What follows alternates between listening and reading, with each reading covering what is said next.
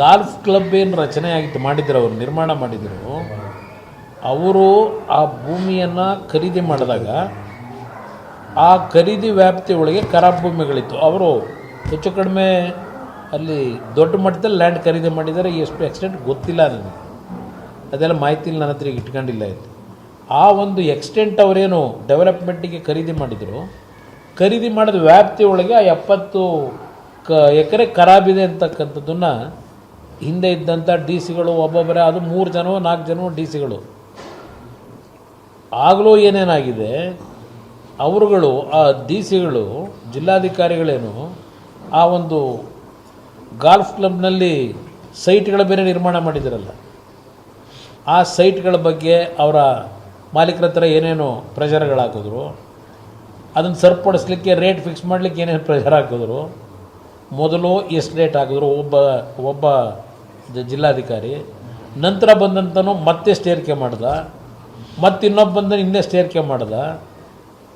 ಕೊನೆಗೆ ಸ್ಕ್ವೇರ್ ಮೀಟ್ರಲ್ಲಿ ಲೆಕ್ಕ ಹಾಕೋರು, ಕಿಲೋ ನಿಮ್ಮ ಸ್ಕ್ವೇರ್ ಫೀಟಲ್ಲಿ 70 ಎಕರೆನ ಹಣ ಫಿಕ್ಸ್ ಮಾಡಿದ್ದು ಸ್ಕ್ವೇರ್ ಫೀಟ್ ಲೆಕ್ಕದಲ್ಲಿ ಹಾಕ್ತಾರೆ.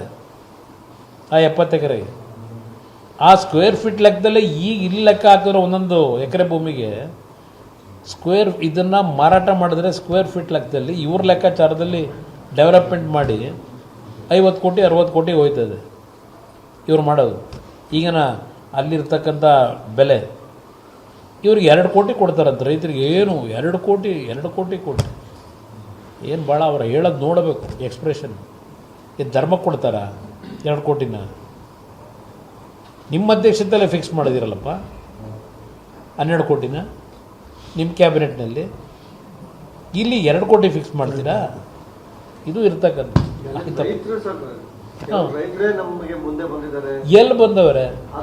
ಎಲ್ಲಿ ಬಂದಿದ್ದಾರೆ ಬ್ರದರ್? ಎಷ್ಟು ಈಗಾಗಲೇ 1 ವರ್ಷ ಆಯ್ತಾ ಬಂತಲ್ಲ. ಪ್ರಿಲಿಮಿನರಿ ನೋಟಿಫಿಕೇಷನ್ 2025ರಲ್ಲಿ ಮಾಡಿದ್ರು. ಈಗ ಒಂದೊಂದು ಊರಿಂದ ಮೊದಲು 3 ಹಳ್ಳಿದು ಮಾಡಿದ್ರು ಫೈನಲ್ ನೋಟಿಫಿಕೇಷನ್ನು. ಎಷ್ಟು ಜನ ಕೊಟ್ಟಿದ್ದೀರಿ, ಎಷ್ಟು ಜನಕ್ಕೆ ದುಡ್ಡು ಕೊಟ್ಟಿದ್ದೀರಿ, ಎಷ್ಟು ಜನ ದುಡ್ಡು ತಗೊಂಡವ್ರೆ? ಅದು ನಿಮ್ಮ ದಬ್ಬಾಳಿಕೆ, ನಿಮ್ಮ ಇರ್ತಕ್ಕಂಥ ಪುಡಾರಿಗಳನ್ನ ಇಟ್ಕೊಂಡು ಎದುರಿಸಿ ಪದರಿಸಿ ಗ್ರ್ಯಾಂಟ್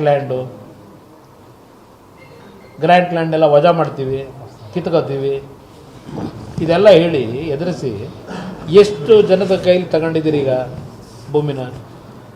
ಎಲ್ಲ ಜನಗಳ ಮುಂದಿಡಿ. ಎಲ್ಲಿ ಒಪ್ಕೊಂಡವ್ರು ಜನ? 100% ನಡೀತಾ ಇದೆ. ಈಗಾಗಲೇ ರೈತರುಗಳೇ ನ್ಯಾಯಾಲಯಕ್ಕೆ ಅರ್ಜಿ ಹಾಕೊಂಡವ್ರೆ, ನಾವು ಭೂಮಿ ಕೊಡೋದಿಲ್ಲ ಅಂತೇಳಿ, ಇದು ಇಲ್ಲಿಗಲ್, ಇದು ಸ್ಟಾಪ್ ಮಾಡಿ ಅಂತ ಅರ್ಜಿ ಹಾಕೊಂಡವ್ರೆ. ಸೆಂಟ್ರಲ್ ಕ್ಯಾಬಿನೆಟ್ ರಿಷಫಲ್ ಅದು ಪ್ರಧಾನಮಂತ್ರಿಗಳ ತೀರ್ಮಾನ ಮಾಡ್ತಾರೆ. ನಮ್ಮ ಮುಂದೆ ಅದೇನು ಚರ್ಚೆ ಆಗಿಲ್ಲ, ಅವ್ರ ತೀರ್ಮಾನ.